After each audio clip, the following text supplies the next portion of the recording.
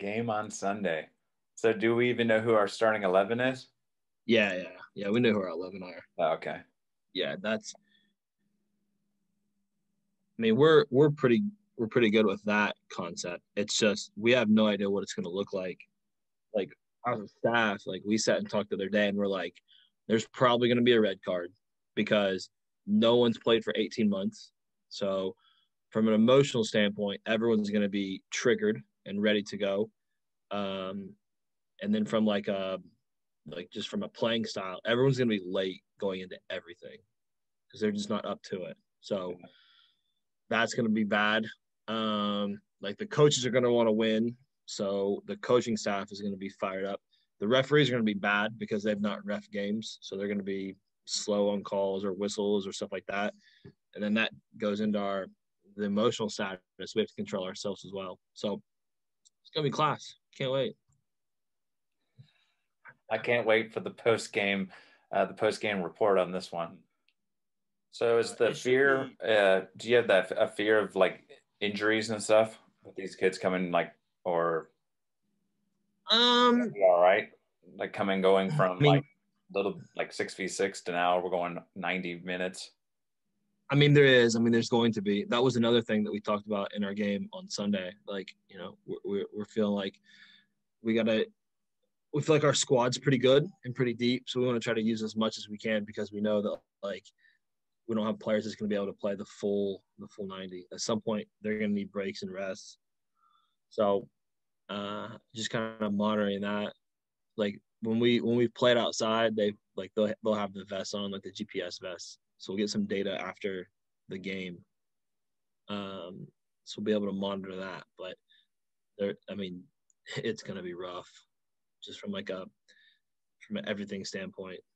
Because when's the next game after Sunday? We have the week off. So we have the game the 21st, and then we have the 28th off, and our next game's that next Sunday on the 5th. And then we basically play every Sunday from here on out. Granted, they don't get canceled. That's not too bad, though, because then you could set it up literally every day and then start getting back into – because I've started reading that one book by Mendonca. I don't know how to say his last name, about periodization and all that type of stuff. It's kind of like Raymond stuff. And I just happened to type in, it was probably the first thing you ever sent me way back in the day, like when we just kind of connected on Twitter or whatever. And it had it had Monday, but it had all broken down into complex, small-sided. I don't know if that makes any sense to what I'm talking about, like duration and like game match on Sunday. And so. Yeah, it's like your work week. Yeah. We have so at the NCAA, we have to give them 1 day off per week. It's like they're not allowed to do anything with us. So we can't have any instruction with them. So they have 1 day off for sure. And it's usually the day after a game. And then we'll do some recovery stuff with them the following day. So I guess that's one good thing the NCAA has put in place. Yeah, but not so much because then they turn around in the fall and they play every Thursday, Sunday. Oh, that's true. Yeah, so not necessarily the best, but just almost as bad as high school. Yeah, high school. we get tested on Wednesday. That should be fun. Tomorrow morning. Oh, for COVID? Yeah, so we get tested every 2 weeks. Yeah, because our season will start. So like the basketball team's been getting tested every 2 weeks on Wednesday, and they haven't had any from like a school standpoint. We haven't had any positive tests from athletes. Wow, that's cool. Doing their testing, it's all been kids off. So, but then again, there was a real big breakout of COVID in the fall here. Oh, was there? Yeah, big. Because they didn't have seasons. So like all the Division II seasons got canceled and pushed to the spring. So all the kids did was practice and go out. Yeah, because they had no games. So they just had parties and stuff, and it just spread. The thing is why our case numbers are like so low right now. there's not a whole lot to do when you got 12 to 15 inches of snow sitting out there. It's not exactly like you're like, dude, I'm cool staying inside. Yeah, well, that was our fear last week. Like, we had a legit fear. What was it, Thursday night, when the governor opened up bars and restaurants to their normal hours? We were like, our guys are going to go downtown. Like, it's the first chance they've had to go out since this summer, and all the bars are open now. They don't play for another week and a half. Like, they're going to go out this weekend and be around all these people because everyone's going to go out, and then our guys run the risk of getting quarantined. So we'd have a big talk with them. Like, you guys can't go out. It's so hard. Yeah, that sucks for them. That's part of the college experience, but well, yeah, and you just have like you have these guys, like, it sucks because like I talked to Andrew down at Rio and like his assistants that were at UNOH. That's how they did like their team bonding and stuff. Like they didn't like plan to go out, but like they just all went out together all the time. They always hung out. It's like that was them hanging out with their friends and getting to know each other. And now we're like, you guys can't do that. You got to sit in your rooms. It's hard. Yeah, that does hurt, that like bonding and the connecting and all that kind of stuff. Yeah, it's really, really rough. So we talked about that the other day with our captains. So we're going to start doing leadership meetings with our two captains, real similar to the What Drives Winning stuff. I'm going to lead those. We've already started one of them with our two, and I bet like a little presentation for them. Nice. Little segue off of your swords idea and stuff you kind of had, or I know you got to change it up a little bit to fit Notre Dame College, but. Well, I actually showed him the sword stuff, and I showed him the like the competitive advantage ones, and just kind of talked to him like what do you guys think? This is kind of gimmicky, and like, it's suited to high school girls, and like our two captains loved it. Like, this is great.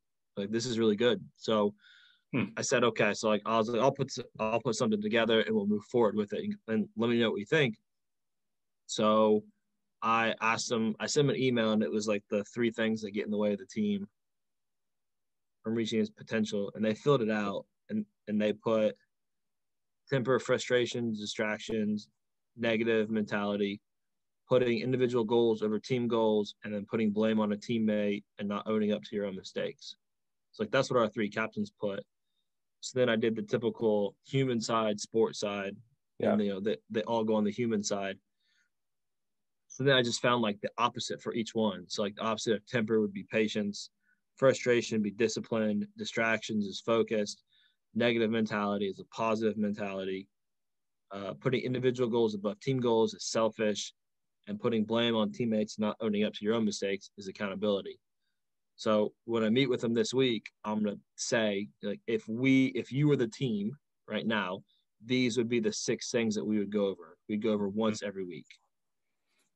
And now we need to have everybody fill the form out so we can find out which ones are the most important, because they're recurring more than others. And I pretty much just sold it to our captains that way. And like, our captains are like they're like all in on it. Yeah, I did the same thing with our group this past fall. Same exact process went through. I did with the whole freaking, the whole group. Yeah. And then, like you said, just started picking, and I started grouping ones that were like, oh, these are all the same. And then started looking at, okay, instead of looking at the negative, what is it that's missing? And that's kind of our. Yeah, I sold it. I told the story about like when we did it with the girls last year, the going green, the green dot thing. The very first year we did it, I told them like, I could have sold it to the girls. I could have said, here's what we're doing, and we could have done it. And some girls would have bought into it and other girls wouldn't have. But what I did is I pulled in our captains and I sold it to them. They wanted to do it. And I said, bring it to me at practice, show it to the girls, see what they think. And if they're like, yeah, let's do it, come in as a group, you can sell it to me. And like, I'll resist it. And they came up to practice and they were like, hey, we want to do this. And they showed me the video. And I said, well, we already do that. I just yelled next action. And like, some girl who had nothing to do with the conversation was like, well, yeah, but we all want to do this together. And I was like, what a genius move. Because like then like they took they took ownership of it. Like I just planted the seed And I told my captains, I was like, here's what I want to do. If you guys present it, it will mean more. So like they bought in and they brought it to me, and I resisted. And like you had other girls that had nothing to do with it step up, like, hey, we should do it. And I said, okay, so what do you need me to do? And like they were like, can you get us green like tape? And I was like, yeah, I'll see what I can do. And someone's like, what about green markers, pre-wrap? And like then it just snowballed, and it was like, well, now it's yours. You're in control of all of it, and we'll have it work. And then like the first game in our district semifinal, when we went down, like they all were like, Caroline, in one of the videos, Caroline says, she got interviewed. She's like, when we went down, we looked at each other and it was like, it's go time. Like we see the green, like it's time to go.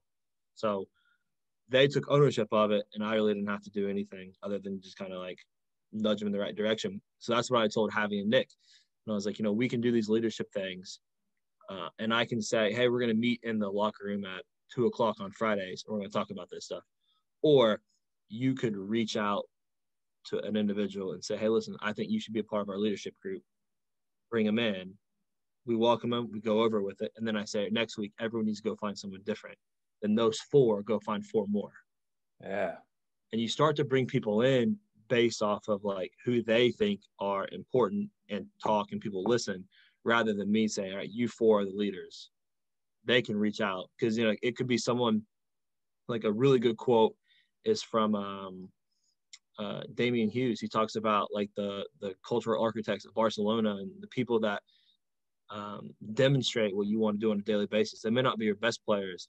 They may be the quietest guy in the locker room that is the worst player, but he lives the values every single day. So if you ask who displays your values better than everybody, it may be him. It's the guy who leads by example, and he's not the best player.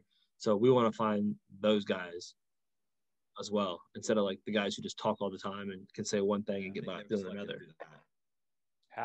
But they both have been really good, because like we played Friday outside in like a scrimmage game, and I talked to each of them during the game, like some points, and they both like accepted the criticism.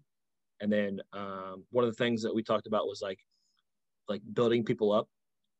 So I walked over and just kind of nudged Nick and was like, hey, listen, do you think he's playing like he should? And Nick went over and told him, like, hey, listen, you need to be better today. He's a 22-year-old college kid, so use some other colorful words, but they're making efforts to go around and notice those little things, rather than me just yelling at them, or the coaching staff just yelling at them. Like I'll just nudge them and they'll go handle it, which is pretty cool.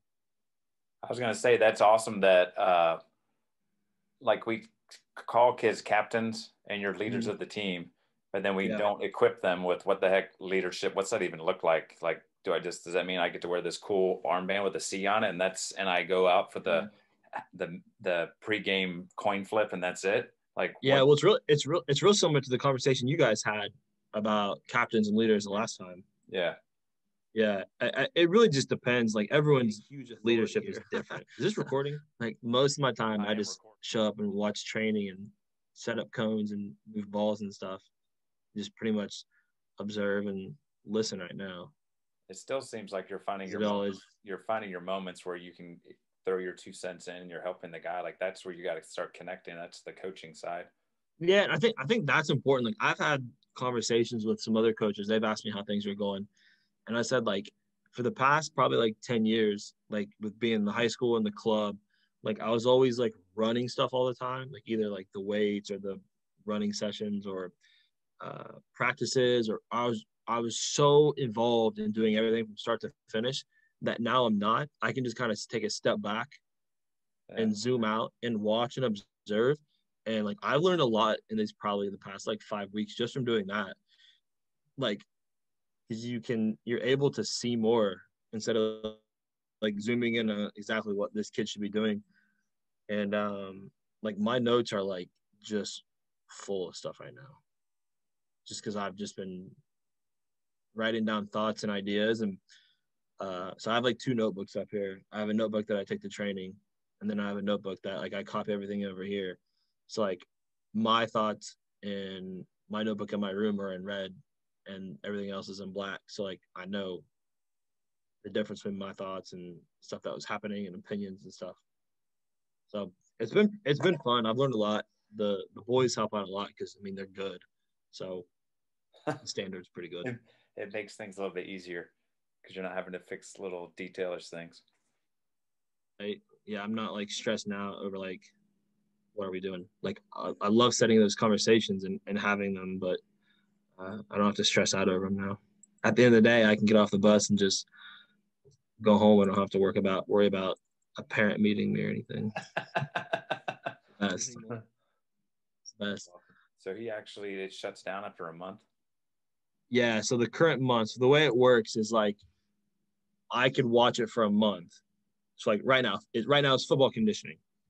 So for the month of February, it's football conditioning. And then the moment February is up and March comes into play, it's football periodization.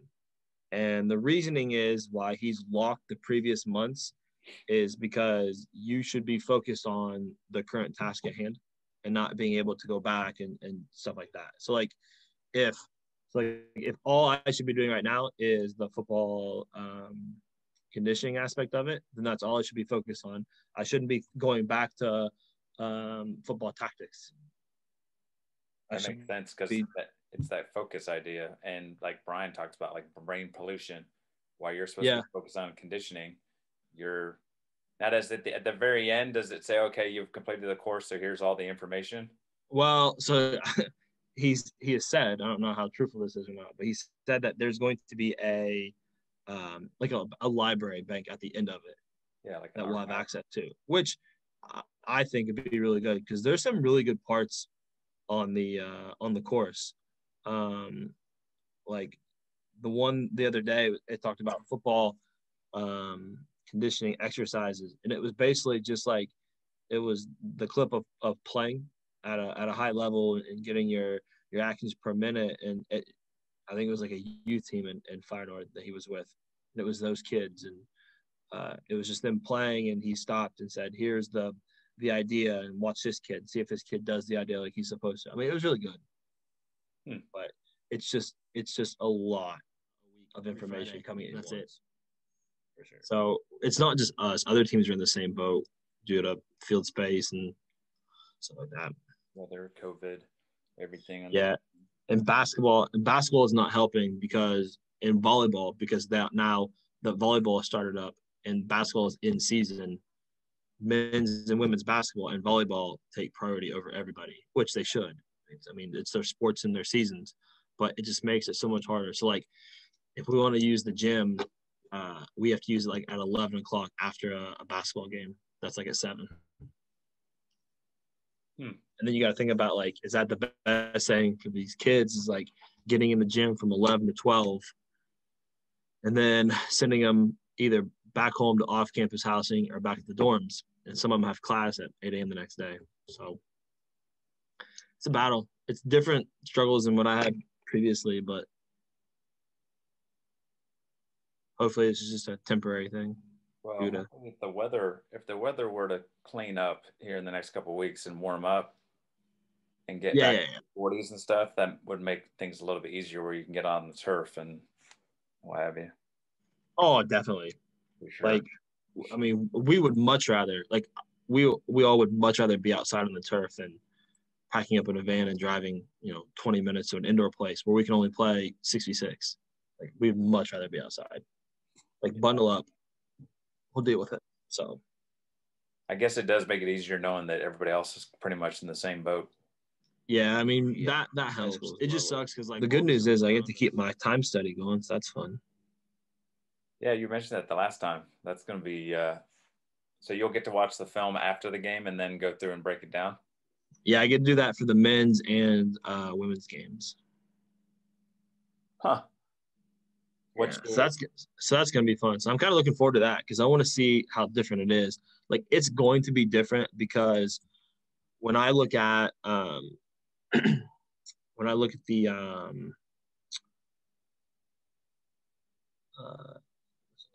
I'm looking at my drive right now for it.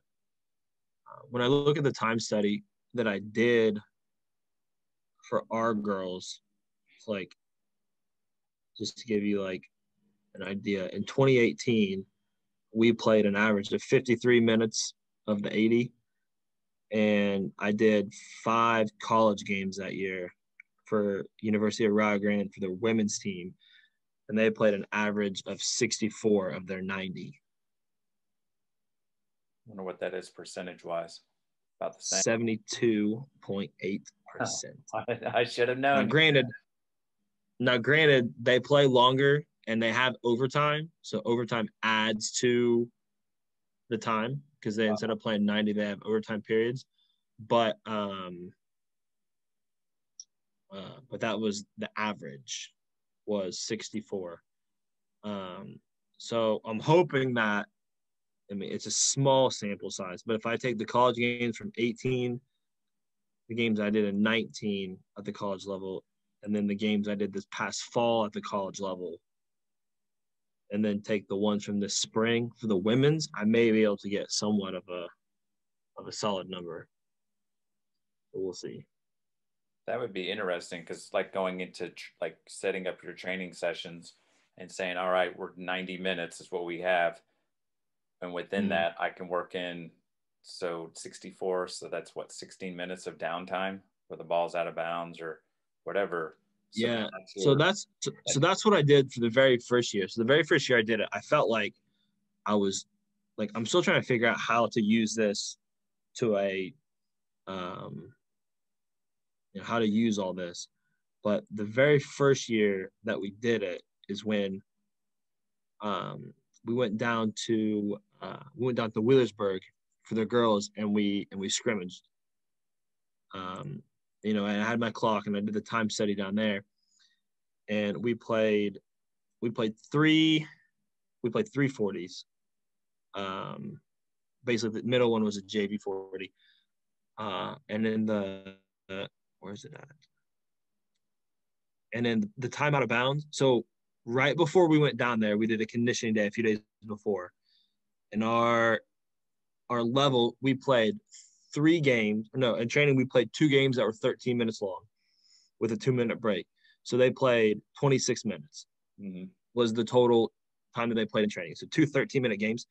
And then when we went down to Wheelersburg, in the first half that the varsity played, the ball, they played 14 minutes and 55 seconds. No, I lied. They played 28 minutes of the 40. And in the second one, they played 29.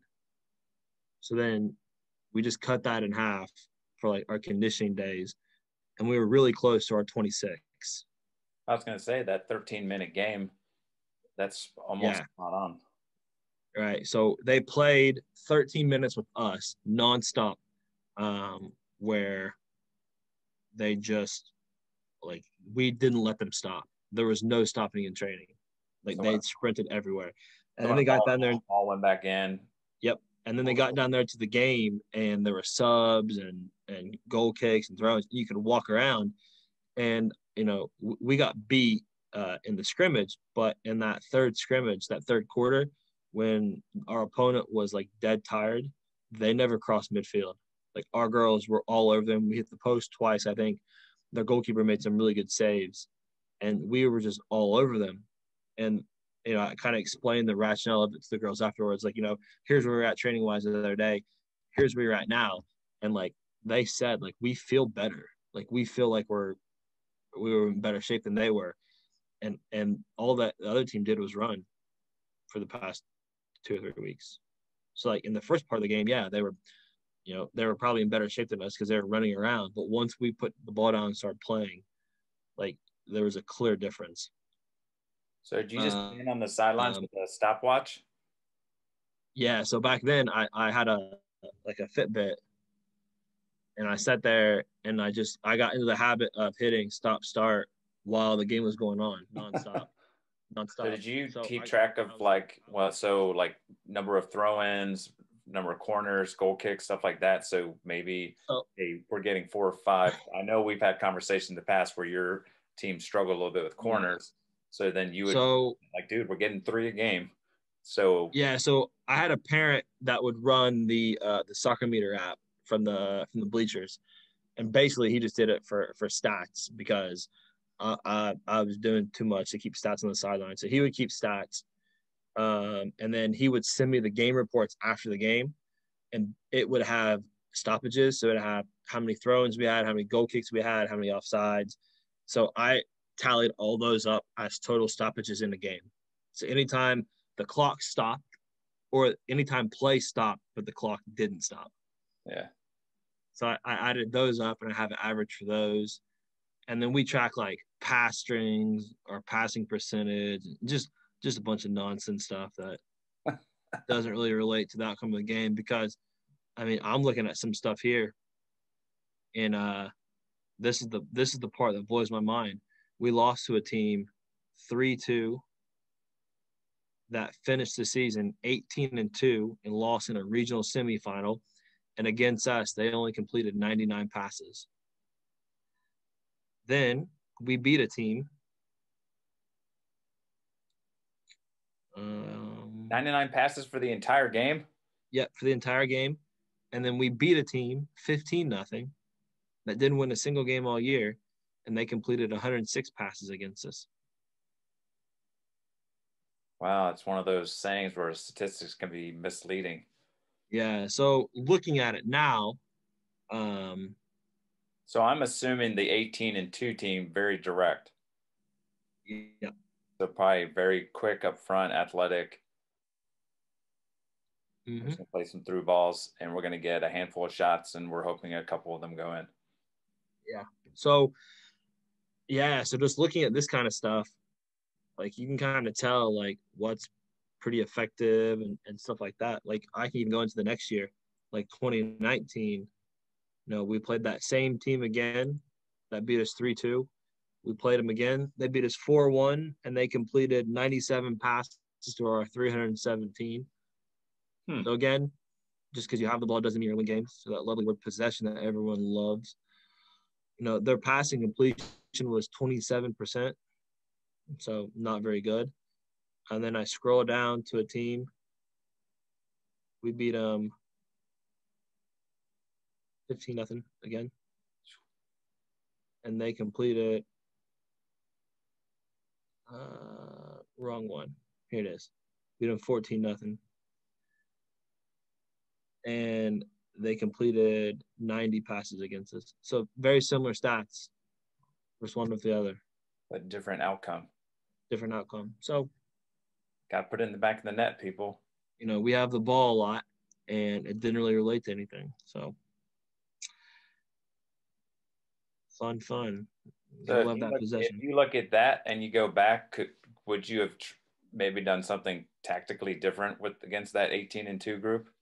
Or are they just, is that one of those you're like, dude, they're pretty good? Well, part of it was we gave the ball away in really bad areas. Like looking back, like we gave the ball away in bad areas.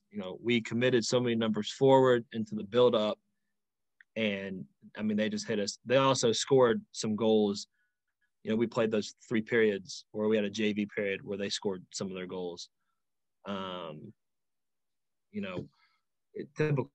Typical scrimmage fashion, where you try to play everybody and to get a feel on how everything goes. And it's a varsity scrimmage, and everyone wants to win varsity scrimmages all the time. So, yeah, I'm really interested in scrimmages coming up because we didn't have any this past fall because of COVID. Yeah. And I've never had them, got them set up. So I'm not sure how to go about what I want to do in terms of get from them versus I'm not really worried about the result, but it's one of those things for a program like mine where we only won 3 last year. Getting a couple wins in preseason could be a huge boost for us. Yeah, so this is how I always approach scrimmages. I always approach them as nonsense, and I'd rather train than play. Mainly because how can I say this? I would rather some of the teams that we could play wouldn't challenge us at all in training, and our players would get a better challenge in training than they would against other teams. Got it. Because in order to get challenged, we'd have to travel and find scrimmages, and it was very hard because most of the better teams already have their schedules, or they go to these shootouts and Like if we already know that they're coming in out of shape, just throwing in more games in a short amount of time, as well as the season, doesn't make a lot of sense. And the quote I always told my athletic director was, I'd rather win in, November than win in August. Like, I don't care. I want to win when it counts. So we always did one scrimmage, and we usually did it so the new girls knew our like bus policy, how we should act on buses and restaurants. That's really what it was. We get girls. We didn't wear uniforms. We told them to bring blue shirts and white shirts. Like, you don't wear uniforms until games. So everyone wears black socks, black shorts. You bring a blue and a white shirt in case we have to change. And we're going to get on a bus. We're going to learn how to ride a bus, and we're going to go play. That's pretty much how we did it for probably 4 or 5 years. I think that makes sense. This year, I changed. That makes sense for you. Yeah. This year, I changed. Thumping people 14-0, 15-0. Like, dude, like you said, it's hard to find. We need better competition. Yeah. So this year I changed my tune because we stayed Division I, and half of our, so 10 of our 16 games were already preset because they were league games. We had 6 non-conference games. So what I did is I used those 6 non-conference games and our 4 scrimmages as basically 10 more Division I games. So our 4 scrimmages were against 4 Division I teams in Columbus, so that when seeding came and time to vote came, we just didn't have 3 of those 4 teams that have had eyes on us. Now we had 10 teams from the Central District who had at least seen us play at some point this year. Plus, you can share those results as well, like within the seeding. Like, hey, by the way, we went and played blah blah blah. This was the result, so at least you can. Well, the only difference now is, in those games we have to win them because we can't go up there and play everybody like we used to and see like, okay, who's ready for the varsity level. Now we have to go and we have to go beat Hilliard Darby because they could vote for us. Or if we could say, hey, listen, we're going to play 3 quarters. Here's the quarter we're going to play like our bottom players in to get this some time. That's what we're going to do. But then people just look at the scores and say, oh, they got beat like 6-1. Yeah, well, it was 1-0. They gave up 6 in the middle one. So that's rough. But right now, I'm looking at the schedule the girls have next year, and 9 of the 10 games are against Central District Division I teams that are going to give them votes in the tournament, which is way better than. I was going to say that's good scheduling. That's how we approach the scrimmages now, and a lot of the scrimmages are teams that we tried to play in the season, and like their schedules were full. So like, I kind of use it as all right, let's scrimmage, and if it's a good scrimmage, we'll play you next year. We'll get them on the schedule next year. It doesn't matter. I'm not there anymore, so it's like a sampler. It's like a sampler. Yeah, exactly. And a lot of them are people that we know too. So like I know like 2 of the 4 coaches from ODP and club stuff. So just having that relationship, making sure that you still seeing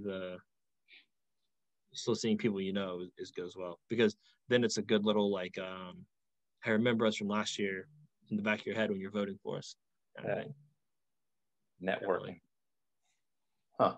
Yeah, gotta love. Sounds like it's work though. It sounds like the schedule's picking up a little bit, which is good. Yeah, and we've also got some emails like from schools that have wanted to play us. It's just too late now, which is always a good thing because like one of the things that we always strive to do was we wanted to impress some of the schools in Columbus. Like we want to be a team that they want to play.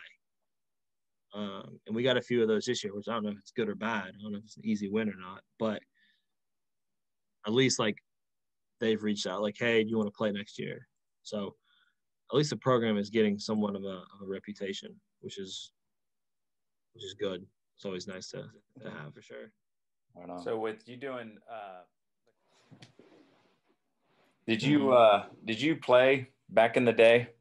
Like what's your like your personal playing kind of career look like? So I played at Notre Dame. Well, let me rephrase it. I didn't play. I was on the team. I played in high school, and then I played club out of Rio Grande. We were the CCSA Capitals. I mean, we were very, very small. We had like 3 teams. It was mainly kids in our area that were committed and played a lot of soccer, and they wanted to continue playing. So the Rio coaches didn't put together the teams, but kind of volunteered to help coach. And then obviously they got paid for it because we had enough kids. But we went to tournaments and we played in the Mossel League and stuff. And then the winter of my junior year, I had a friend that came up and stayed.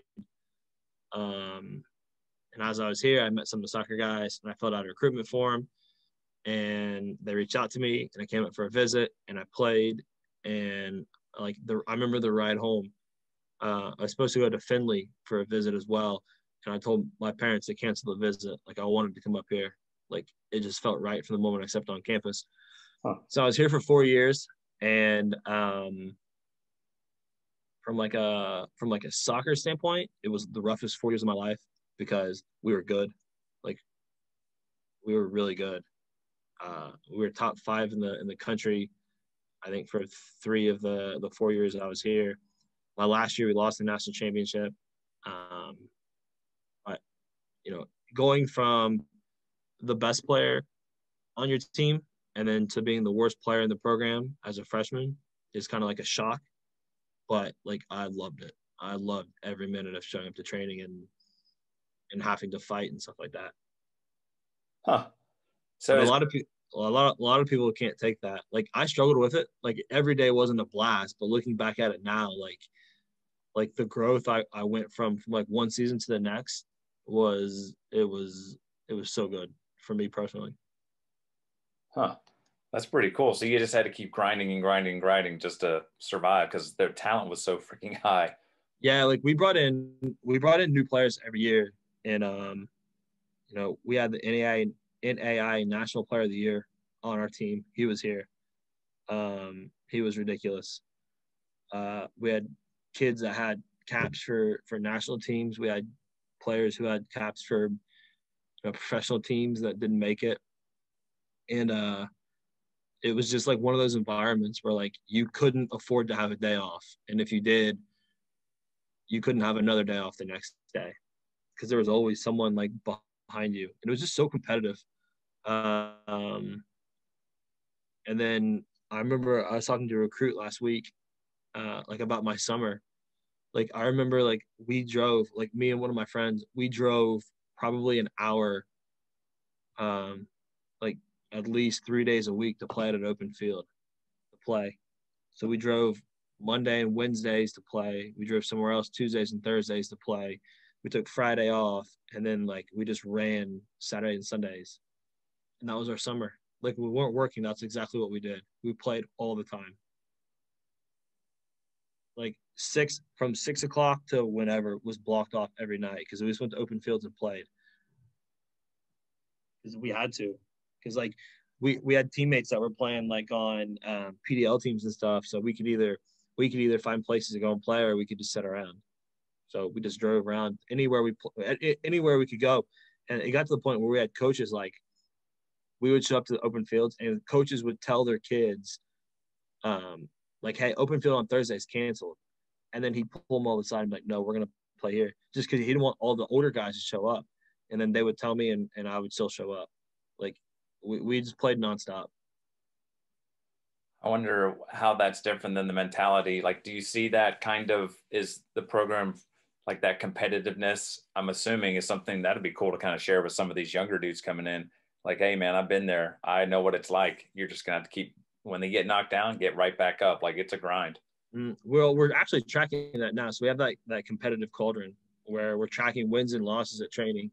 It's funny now because I have the notebook and I'm tracking who wins and who loses. And like throughout the training session, I have guys like trying to look over my shoulder to see where like they are in the standings. And I have to tell them to go away. Like, just focus on what you're doing. Like, don't focus where you're at right now. Cause like, if you know that you're at the top, you'll just kind of like coast, but like just keep pushing. So we're tracking that now. And like, I wouldn't say the environment's the same because we have different personalities. Like back then we had guys that they hated to lose, like more than anything. And they had no problem like letting you know how much they hated to lose. And like we have those same personalities now, but they're just not as like vocal. Like they'll just let it build up inside of them. Like which is good and bad. It's good from like an emotional standpoint because we don't have anyone that gets too frustrated where like fights happen. Like we had a lot of fights back in the day. And now like the frustration's more of like, I'm just gonna let it build up and I'm just gonna leave instead of like getting onto someone, which is good and bad because we want people to be held accountable, but knowing how to do it is a big thing as well. Yeah. You don't want to burn bridges for sure. Yeah. Honestly, some bridges got burned back in the day. That's for sure. How often you guys post the list that says, hey, here's where you are ranked within the call? It gets posted every Friday. And what activities do you have to track? They have little 1v1s and stuff like that, or we've mainly been tracking like team wins and losses. So like if we do like a 3-team game in training, like a little little possession exercise, we track like who gets the most points in a certain amount of time. At the end of training when we play 6v6, we track that. We track they got standards for like a beat test. So if you got between this level and this level, it's a +1. If you got between this level and this level, it's a 0. If you got in between this and this, it's a -1. So we have like rankings for pretty much everything that we do. And then all we do is take their score and compare it to our standards, and then we input it. Huh. That's pretty cool because I know what's that, Anson Dorrance that is pretty much the creator of that. Yeah, so Anson's competitive Cauldron is like 27 different categories and like 30 subcategories. It's very, very specific. But you know, when you have 30 of the most competitive girls in the country, you can you're allowed to have that. Yeah, all that detail and excess. That's kind of cool though. It gives you a snapshot of like who's getting after it and stuff a little bit. Yeah, and that's one of the things that has been interesting is like, you know, we have kids, you know, we've paired kids up who are at the top and results in wins, like have never lost. And we've paired them up with the kids who have never won. And we see whether they can lift that person up or if that person drags someone down. So we've looked at those scores. Like, so who's like the motivators? Like, is someone winning all the time because they're on the right team, or are they the reason why they always win? Even though they're not like a vocal leader, are they just one of those guys who refuses to lose and will do whatever it takes? So like all those little subplots are questions that we've had, and we make little like notes to players, and we try to see like, all right, well he won all his games last week, so let's put him on the worst team possible this week and see how he does. Well, guess what? They won, so obviously he makes players around better. So there's a note. That's kind of cool. That's pretty cool. Plus, just even thinking chemistry, like in a game, if I got to make a quick sub and I don't want a huge drop off, but I got to look down the bench, this guy worked really well with so-and-so. So let's put him in there for that 10 minutes. We know that definitely this will be successful, and then I can bring back my strong. Yeah. Or if we have someone who's like, you know, we need to finish a game out and we need to throw someone in. Let's say like we need a central midfielder who's going to do a job for us for the last 5 minutes. Well, we have a guy over here. We have 2 players. One player is at the top of the list, and he'll do whatever it takes to win. He'll do a job, and he's just as good as the kid who is at the bottom of the list. Or the kid at the bottom of the list may provide something, but you really can't count on him too much because he loses all the time, and he's okay with that. Well, we may put in the kid who refuses to lose. He'll do whatever it takes. Huh. So, I mean, again, it's just one of those things that allows us to have like conversations about players, because now we can kind of say like based on the data that we've collected, you know, you lose all the time. So why are you okay with that? Well, I don't know. I just don't care about competing and training. I'm a gamer. Those conversations haven't happened, but it allows us to at least look at it and start a conversation with someone. Would be interesting. We'll have to, as long as it's being used for good measure. So when did you? That's for sure. When did you get the inspiration that said, "Hey, Tyler wants to become a coach of soccer"? Is that something that you, back when you were in high school and club, did you think about it, or when you went through this experience of grinding through the college level? It was in college. So like I was a sport management major and I had my minor is in philosophy of coaching. So I knew I wanted to coach once I was up here. Um, I used to come home from training with like write down like the stuff that we did in training. So like, I had sessions back then, like things that I liked. Like I like these games. It's like when I coached, I did that. And then once I graduated, I moved home and I started working. And I had like a family friend whose kids were playing like futsal at our YMCA, and they're like, "Hey, we're coaching his team. Like, do you just want to come and coach for us? Because like we don't know what we're doing." So basically, I went and just kind of hung out with like these 10-year-olds while they played futsal, and was just like, just told them to go have fun and play. And there was a few club kids on the team, which made it better because they were good. So like my job was kind of easy. And then I got reached out to coach in the club, and then I just started doing that. And then I just started taking more and more on board. And then basically any chance I've had to go and learn from someone from a coaching standpoint, I've done in the past 10 years. Like I went and watched basketball practices, football practices. What are the things that I watch? I just went and watched people coach and people teach, basically. Any sport. I coached basketball for like a month. Most random thing I've ever done, coaching wise, probably. So do you just have notebooks upon notebooks of things with ideas and things written down? Basically. Yeah, I have on my desk right here in my room, I have four notebooks. And then on my dresser over here, I have three more, and I have two that aren't open. So they're completely empty. Because I know right now you're doing a lot of note taking at the Notre Dame College and whatever, to kind of like, here's what we've been doing, and here's what I like, don't like, here's some things I'm doing. I mean, I just try to keep as many notebooks around. So like if I have an idea or something, I'll scribble it in it. Half the time, like if I found like a notebook from a few years ago, I'd have no idea what's in it.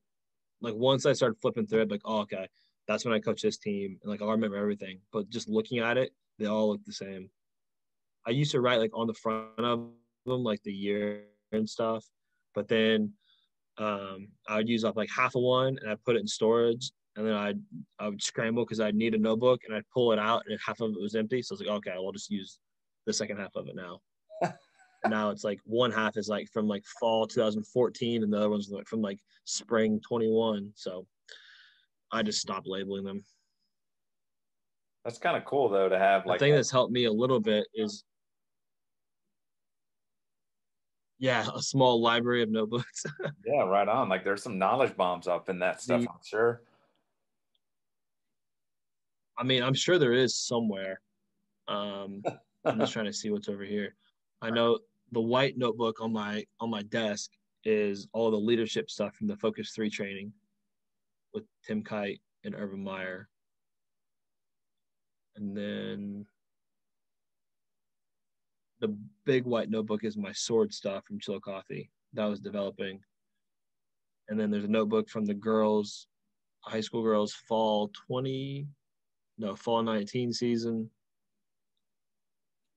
And then I think there's just one of random sessions that I found that I copied and was editing. So that's just over there. So is your big aspiration to become a head soccer coach at the college level? I don't know. So I've always like that was kind of like the isn't that kind of everyone's dream? Because like the dream in America is to go to college and play in college and be college. So like, yeah, I think it was like coaching college is always kind of like a lure because it's the next step. It's a kind of a goal for a lot of people, and I really wasn't sure about it until I got the opportunity to come up here, and I was like, nah, I have to do it. I've done the youth, I've done the high school, and I want to get into the college setting now. So I took the jump, and now that I'm here,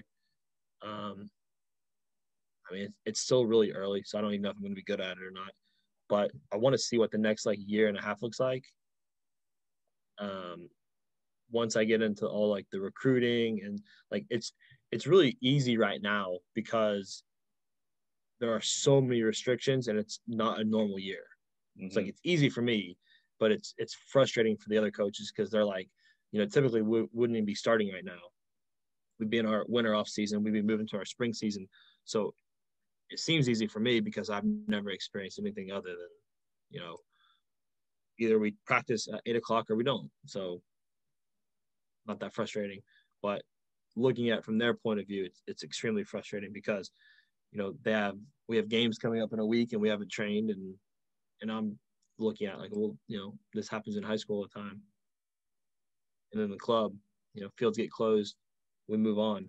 But it's just a whole different beast from a university standpoint and everything. So I'm leaning towards maybe pursuing it more. It means I have to pursue more license and stuff like that to be qualified. So I think you make a great point though, because like right now you're just kind of like dipping your toe in. You haven't actually submerged completely. So once you start traveling the US and start getting into the recruiting and start all the traveling of riding a bus to and from games and like just the logistics, like you said, even now of trying to find a place to train is it's like those are all things that are completely new, and it's probably going to hit me like the closer we get to the game day, it's probably going to hit me a little bit more, because like we had a text conversation this morning about like they want me to do a job, so I have to look up some set pieces and stuff, which is a blast because I've had loads of that stuff anyway. So like now, like my role is going to get a little bit more defined. So I'm going to look forward to that, and then I'll probably start to feel like it's season. I mean, it just doesn't feel like a soccer season right now because of, you know, the weather and training, and plus in a little bit of a different circumstance because the university didn't have their fall season. It was moved to the spring, and I had a fall season with the high school. So I kind of feel like I've had my COVID season. Yeah. And they haven't yet. So like, I'm kind of like, well, I've already been through all of this from like the COVID standpoint, and it's new for them. So it's one of those things that it feels a little bit different right now to me, but the closer we get to the game day is probably when I'll start to really, really start to feel like the soccer stuff is starting. Yeah, for sure. Like once they get that game in, you're there and you're watching, and then you start seeing like, oh, here's what we're good at. Here's what we need to get better at. Or, you know, and those leadership things like we were talking earlier about with the captains, you can start recognizing some of their like, hey, in the next game, think about trying to do this or that or all that kind of stuff.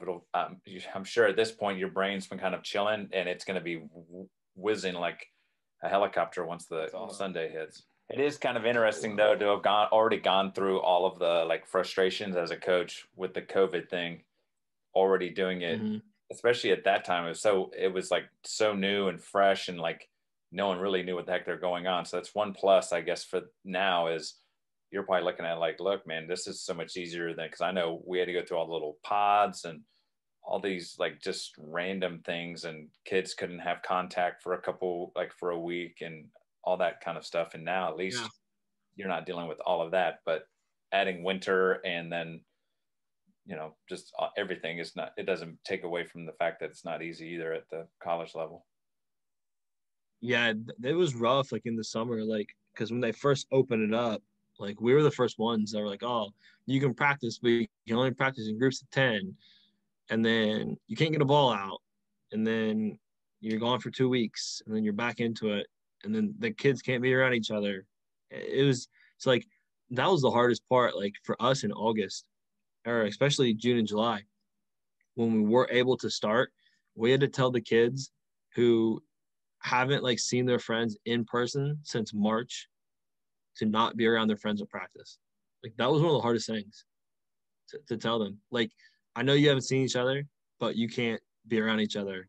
You have to set 6 feet apart. Once training starts, you guys have to play against each other. and then like, all right, guys, go home. It was so hard. It was so hard to do. Yep. No high fives, no getting next to each other and chatting Yeah. on each other's phones or any of that stuff. You have to put your bag in a spot. That's your area. I remember our very first practice where we could play. We were allowed to compete. We broke them into two teams, and we just played like 8-minute games, and that was it. We didn't say a single word to any of them throughout the game because we knew it was going to be rough. We knew that it was going to be really, really poor quality, and we just let them play. And we had some moments where some girls fell down, and like everyone just started laughing, and we're like, they're out here having fun for the first time in months. We've got smiles. I'll sacrifice a night for all that. And really it made a big difference moving forward because you had girls like, well, I knew like someone would be like, oh, I played terrible at night. And someone's like, well, we all did. We haven't done anything in months. So like I didn't need to say that. They all knew it. They just wanted to be back out there with their friends. And the moment we let them do that, it was so much easier to have them show up to stuff because they knew like at some point bus trips were going to happen and games were going to happen and all that stuff. Was it weird for you from like a coaching standpoint because you weren't able to go and like give a kid a high five or you know what I mean, like that? Yeah. That thing. Yeah. Well, it was, especially because like in our non-negotiables, we described like giving someone a high five as like reassuring them that it's okay for them to hold someone accountable and tell someone like it's time for you to step up. It's like a high five was like a positive thing for us, and then all of a sudden we were like, can't do that anymore. So it was hard. So the girls came up with their own thing. I think they kicked ankles or kicked feet or something like that. It's like they had to come up with a way to say like, hey, you can step up without doing the high fives. And we always kept a bottle of hand sanitizer next to us on the bench. It's like at halftime when they walked off, like I always walk out and high five everybody. I always did. So this year I just kept a little bottle of hand sanitizer. And right before halftime, I sanitized and got everyone real fast. It was, I mean, it was different. It was definitely out of the norm. You know, we still took our selfies with our masks on and everything. So we just tried to find ways where we could still do some of the things that we used to do, but like in the safe way around the rules and everything. Were the selfies after wins only, or is that every game? We did it after wins. So we started it the last year I was an assistant coach. So we always took a selfie. It was led by one of our captains or one of our seniors, and then it just kind of transformed into every win we did it. And we have girls that we have certain girls that make faces in every one. We have certain people who are always next to each other. And it was just a thing like it's a thing that we always did after every win. Everyone knew that like once we changed and stuff, it'd be time for a selfie. And after this year, we actually forgot to do it after one of our games. So we beat our big rival at their place, and we forgot to do it. And as we were on the bus on the way back, one of the girls was like, "We didn't take our selfie." So as soon as we got off the bus in the parking lot, they took it. Huh. So it's just one of those things like, you know, it was one of those things like everyone gets to be a part of it, and it's enjoyable. And we forgot to do it after the game because everyone was so excited that we did it in the parking lot as soon as we got off the bus. That's kind of a cool little like tradition type thing. That's kind of like it seems kind of small and almost corny, but like it's another one of those opportunities where it's the girls that are controlling it, the players. Yeah, and it's not like, hey, so the coach said we had to get a selfie now. Yeah, so I bought the selfie stick and I carried it, but I'm never in them. I always try to avoid being in them because it's for them. It's you know they played, they won the game, so they should be in the picture. I think I was in the one after our district final because the season was over, but I don't think I wasn't in any of this year's because it's theirs. It's their moments, so I don't need to be in the back with a picture and face and everything. Half of them mad at me anyway because they don't play, so it's their moment to be happy. Coach, get out of the picture. Yeah, exactly. Ruining it. Yeah, but it's been fun. We trying to think what they did. Like if we have a birthday, they always let the birthday person hold the selfie stick. So it's just one of those little things that seems small, but they all get it. We had a long discussion after one of our games. We won and we played really, really poorly.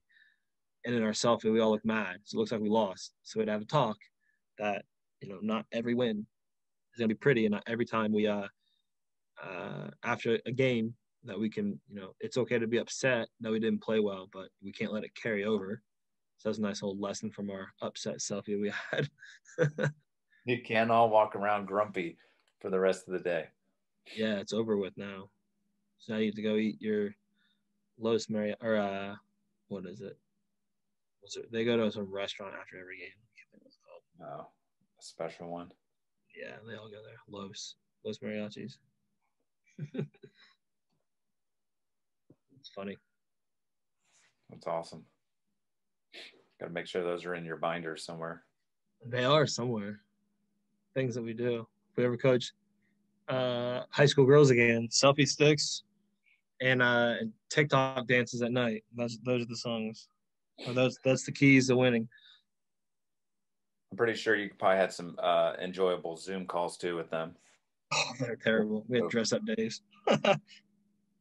I think it's funny those things you can do with girls, but if I mention something like that with the boys, like, yeah, dude, let's just. I think you can do them, but I think it just depends on like the relationships and stuff you have with the players. Like obviously not all the girls bought in to dressing up at Zoom or dressing up at practice. But like but they will if they have like enough of them all buy in. Like obviously they don't want to be left out. So we dressed up at training 2 years ago. I'll never forget it. Our athletic trainer, our football coach, and our athletic trainer were mind blown why we did it. So it was the day before our district semifinal. We had dress up day. We wore costumes to practice the day before our biggest game of the year. So Halloween was that weekend. So we dressed up. So everyone was dressed up at training. Like I'm talking tutus, group costumes, everything. Before on a Wednesday before our Thursday game, and we shared the field with the football team, and the football coach was mind blown why we would dress up the day before a game. He couldn't understand it. Our athletic trainer was like, she's like, I was sitting in my office, and all of a sudden, like, your girls came in to get taped up, and they're in costumes, and I was like, what are you guys doing? It was like there's dress up day at practice. She's like, don't you play tomorrow in the semifinal? And they're like, yeah. So they walked in all dressed up. And afterwards, I was talking to her, and she was like, what are you guys doing? And I was like, look, they're like, there's no like, look how relaxed they all are. Like, they're perfectly fine. And she kind of paused for a minute, and she's like, if your girls are that relaxed the day before a game, she goes, you're not going to lose tomorrow because they're not stressing. Like, the moment isn't too big for them. And I was like, exactly. Look at them. Like this, we had 12 seniors. I said, this could potentially be their last practice, if we lose. If we go out there and we run them into the ground and we yell and scream at them to win the game tomorrow, that's all they're going to remember is that last practice and how miserable it was. Mm-hmm. At least at this point, they showed up.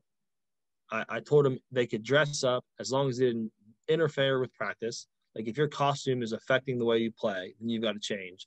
No one stepped outside that boundary. It was a good atmosphere. It was a competitive atmosphere. And at the end of it, everyone was ready to come back the next day and to go play in a semifinal. And I was like, every box that I wanted to check off has been checked.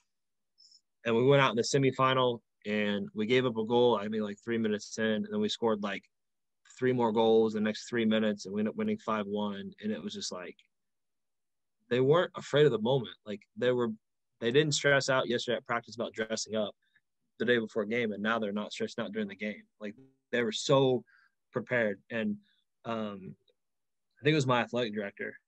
He asked me why we dressed up, and I said, I can't win tomorrow's game today, but I can definitely lose it. 100% can lose tomorrow's game today.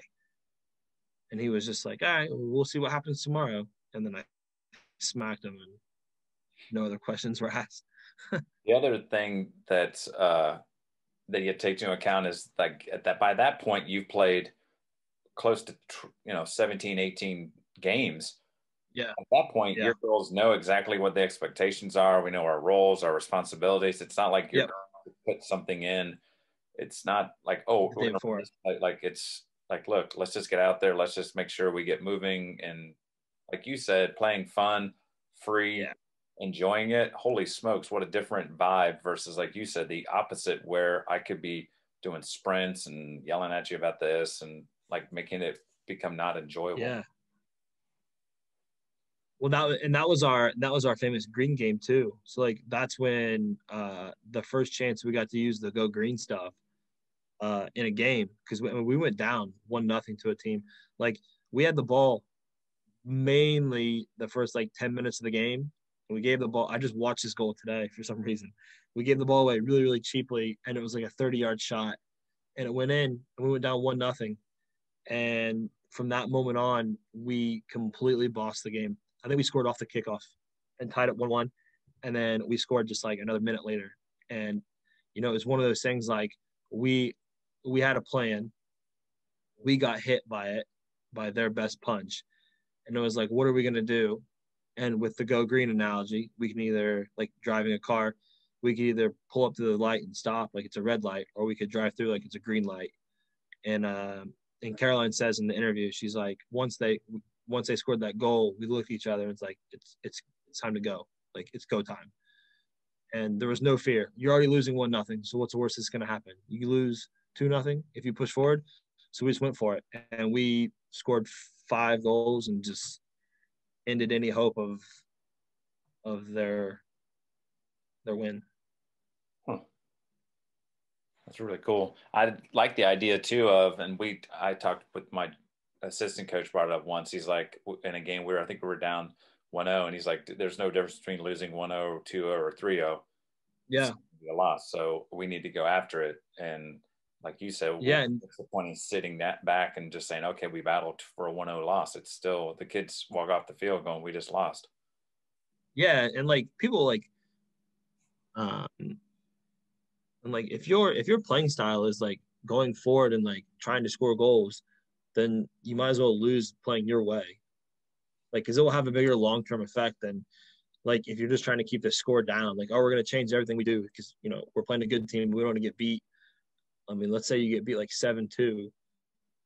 Well, we don't want to get beat that bad. So let's just pack it in and hopefully we'll lose 2-0. Like, yeah, but it doesn't do anything for you like moving forward. Yeah, because at some point you've got to be able to figure out that how you play and make it work. And there's going to be a time where you're going to play a team that you're maybe even with, and you're going to have to kind of raise the bar a little bit, part of the evolution and development of your team and such. Yeah, and that's the question we asked our captains the other day. It's like, when we play a team that's just as good as us and they're just as tactically organized as we are, and they're like in pretty similar shape, what's going to be the difference between us and them? What's going to separate us? And that's where that program culture and team culture comes in, the things that you can't game plan for. So, having that established is key. Did they give you guys answers? No. No. Well, we're kind of allowing them to come up with those things, and that's part of like our leadership group. The goal is to get through this spring with a plan, or to go through the spring with a plan and a structure and a system, and in the fall we can throw the system full go. Because a lot like we want to have something in place that is pretty familiar for the group. So when we bring in new recruits, it's not like we have to teach everybody something new. That way, instead of having like a coaching staff of 5, try to tell 12 new recruits, we can have a program of like 30 people tell the 5 new recruits. Yeah, that makes sense. The other thing too, I think, is when you ask questions like that, they're so deep and big that You have to be patient, and the answers sometimes aren't clear from the get-go. You have to kind of experience it. Like even this game Sunday will give you some insight into, oh, so this is probably maybe something we need to start looking at, kind of like the thing with the Cauldron of who's a gamer, who's kind of better suited for this or that. So I think that's the cool thing. I've been asking other coaches too about like how you're using the spring. Are you attacking it like it's a regular kind of season, or are you guys like, so kind of like what you're talking about, we're trying to get some things laid out in place. So this is kind of our experiment, evaluate, observe. And then hopefully as we move into fall, we kind of like, okay, let's do this. Well, even if you look at the words our captains gave us, like one of them that gets in the way was like distractions. Like what kind of distractions? Are you talking like school, like is school a distraction, or is it like off the field stuff? So like, are you talking about like people making poor decisions to go to parties and stuff, or like, so we can break those things down even further to really find out what some issues are. It's like if our team has coach college boys, let's say our distraction is like a volleyball team. All right, well, we just don't go to volleyball games then. Distraction done. Right? So there's a lot of things that we can look at. We also have a lot of kids from like overseas. So like distraction is like they miss back home and they're homesick. It's like that's something that we can help them with from a different standpoint of like if we just lump it all into distractions, we could just say, well, just don't be around these people. Well, if they're homesick and we're telling them don't go around those people, they're already not around those people. So we could make it worse. Yeah, that's true. That's true. So we have to really ask them and like what some of these things are and how they can, like, how do they feel about it? So like when you say like distractions, like what do you mean by distractions? Well, off the field stuff. Perfect. All right. Don't go get arrested because that will affect us. I agree. And don't talk to girls because they'll distract you. Stay away from the girls volleyball team or girls basketball team or softball team. I just use volleyball as an example. I have no issue with any of the girls teams. Our girls teams here are good. Go teams. Go win. There you go. When more and more programs play well, then the whole it's just like contagious. Hopefully. Yeah, exactly. You would think. I think so as well. For sure. You're like, I don't know what it's like at the college level, but to hear kind of the ins and outs of what you're running into and what's working, what's not working, and whatever is kind of cool for me to get a kind of a sneak peek into it. Yeah, I've really just enjoyed like the taking a step back and watching. I actually thought about this morning. I was doing some stuff for my class online, and I was just like, like from a coaching's perspective, like my first impression is terrible because I don't say a whole lot. Like I'm not like the outgoing person. So like I thought of like me at training, I like stand and watch a lot, and like in like coaches meetings and like sitting in the office, I don't say a whole lot. I just kind of sit and listen. It's like from a first impression, it's terrible. I remember one of the coaches, he asked like what was wrong with me. He's like, you don't say anything. And I was like, well, yeah, I'm just kind of sitting and listening. Like there's nothing wrong with me. I'm sitting and observing and listening. Yeah. So it's like that's been good because like I have been able to do more of that than I have been in the past because like I said, I had to run trainings and I had to develop programs and stuff, and now I can kind of just show up and observe and make notes, and hopefully my notes lead to good things. That's for sure. Well, it sounds like too, once your role and stuff becomes a little bit clearer, with like doing corner kicks and some of these other things, it'll be a little bit easier to bring. But plus, like now with the leadership thing, like it's just kind of find your footing and then kind of crush that. And then I'm sure it's like anything. When you start something new, you don't want to come in as the brash young guy that's like, oh yeah, this is what we did at, okay. Right. And that's kind of like, that's kind of what I've struggled with because I'm not saying it's bad, but it's just so much different than what I've been used to. Like, from like the isolated stuff to the non-isolated. So like, it's perfectly fine. Like I'll jump on board with it. It's just really different. So I've enjoyed looking at things from like a different perspective that I haven't had to look at for the past few years, because I was like in charge of designing everything. Now I'm not, so I have to come in and help out the best way I can. The cool thing is, though, it's like I think you kind of like alluded to, is you start realizing things that you wouldn't have noticed when you're the head coach and you're so focused on so much going on. Now you have the opportunity to kind of notice like dudes off to the side, or whatever, those little conversations that you wouldn't have been able to have, like that one, like you said, where I walked over to the captain and said, hey, do you think he's playing up to the level he needs to be? Then what you need to do about that. Whereas maybe at the head coaching, he doesn't have those opportunities like you do. Yeah. So that's pretty cool. Yeah.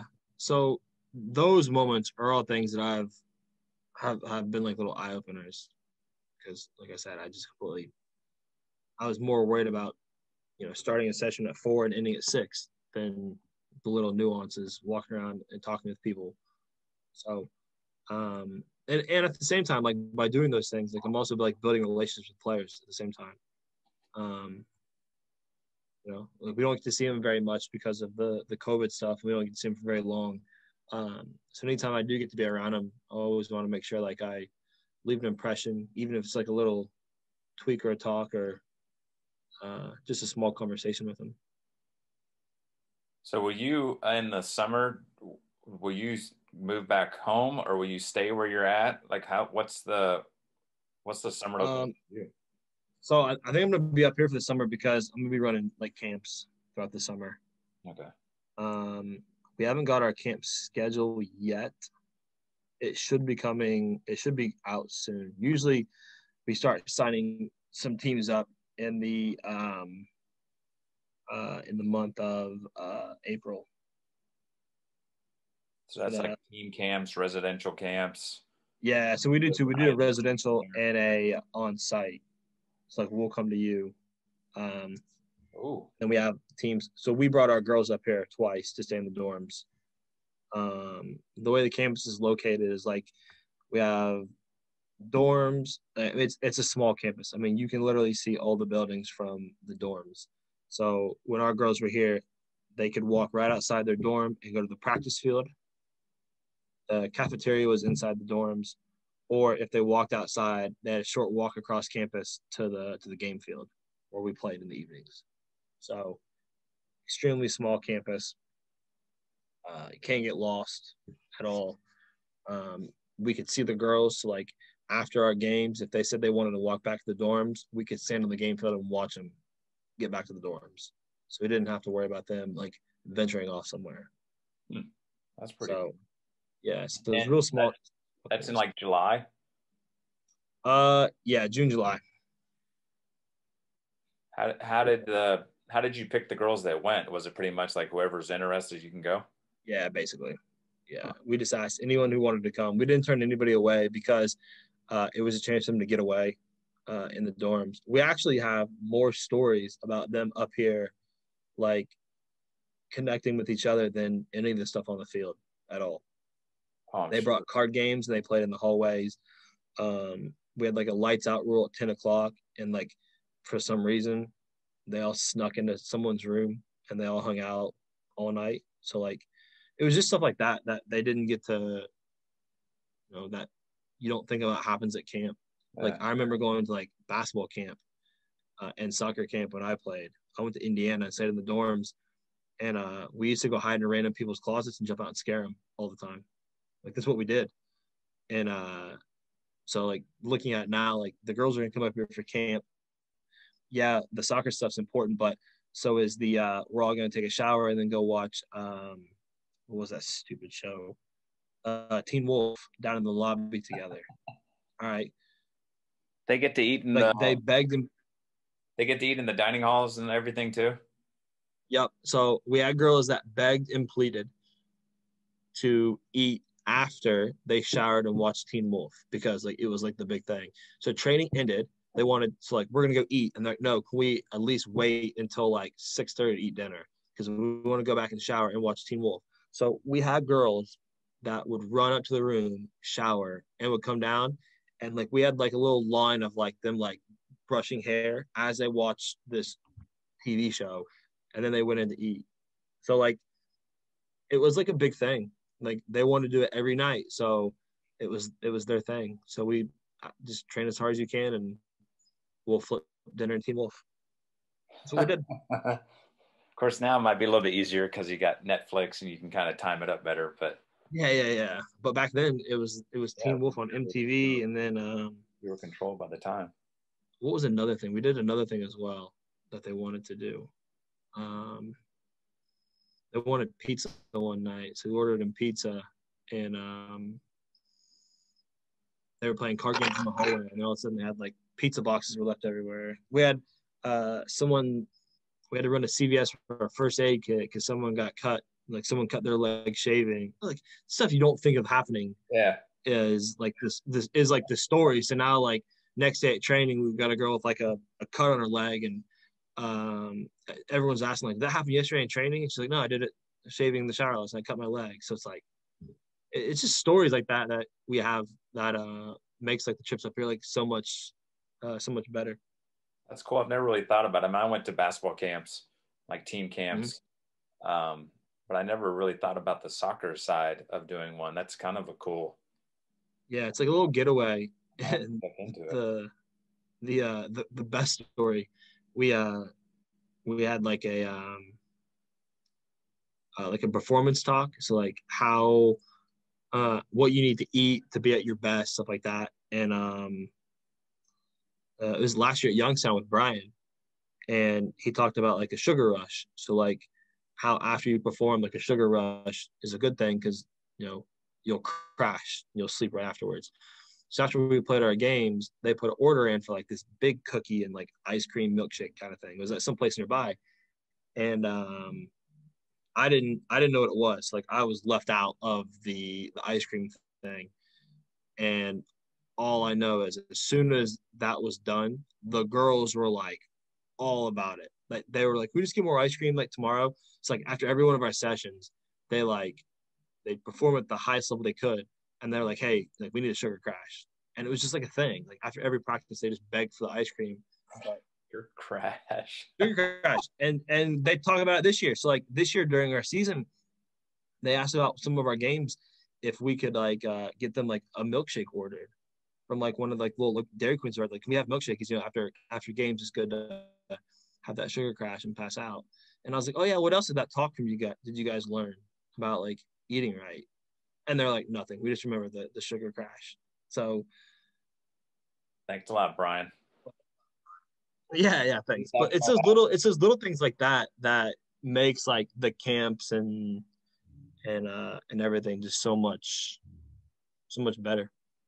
That is cool. Plus you're away from everything. So there's no distraction of like, whatever. You're not at school, you're not dealing with surf, you're not dealing with kids rolling up late. Like there's no, everything is, hey, we're all getting up, we're all going together at the same time, we're all going to meet at field one, whatever, we're on this team or we're doing this, whatever. And yeah, definitely. It makes awesome. It makes it like a more like unified time because they all have to, like you said, they all have to go to the same place at the same time. So it's not like, hey, we're here really early, the other girls aren't here yet. It's like, no, we're gonna make sure we all go together. So it's like letting the younger girls know, like, hey, listen, we need to hurry up, we're leaving in 3 minutes. So they're prepared and ready to go. So it was good. It was a really good experience going away to camps. Oh, that's an awesome now you got my head thinking. I'm gonna hit Google here in a second when I have to. Yeah, for sure.